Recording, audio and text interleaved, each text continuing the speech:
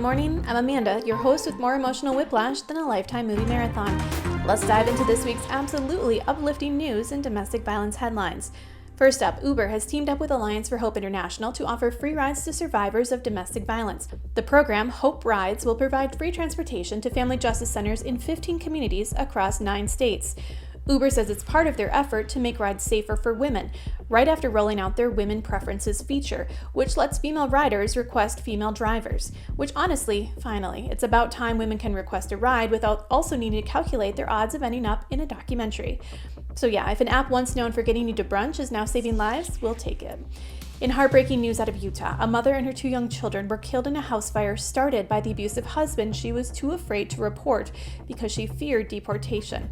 Advocates are reminding immigrant survivors that shelters and hotlines do not report people to immigration authorities such as ICE, because apparently in 2025 we still have to say things like, seeking help shouldn't cost you your life. Officials noted that survivors don't need to share their name, address, or citizenship status when calling for help. But hey, in a country where ICE has been treated like customer service for racists, the fear isn't exactly unfounded. And in Canada, a 23-year-old woman was tragically killed by her ex after doing everything the system tells survivors to do: report the stalking, get a restraining order, beg a judge to intervene. Madison Cobb told the court she lived in daily fear of her ex, who she said had a gun. The court said, stay away from her, and he said, cool story, then shot her in a parking garage. Just a friendly reminder, the presence of a gun in a domestic violence situation increases the risk of homicide by 500%, and restraining orders are not made of Kevlar.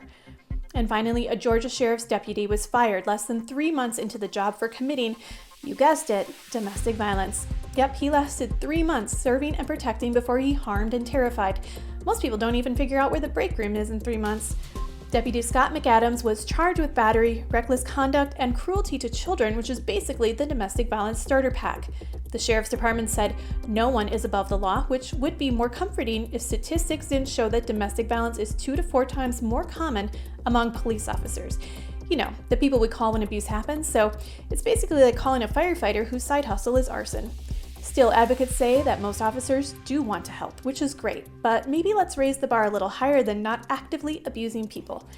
And that's your weekly roundup of terrible things that made slightly better by Uber, heartbreakingly worse by fear, and deeply ironic by law enforcement.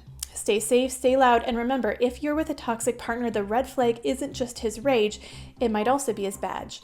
To stay up to date on the latest domestic violence news, follow domesticshelters.org on the socials or visit domesticshelters.org for a multitude of resources, support, and people who believe you.